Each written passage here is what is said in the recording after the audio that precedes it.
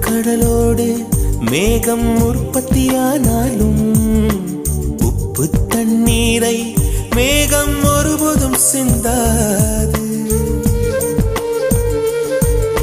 மலையில் விழுந்தாலும் சூரியன் மரித்து போவதில்லை.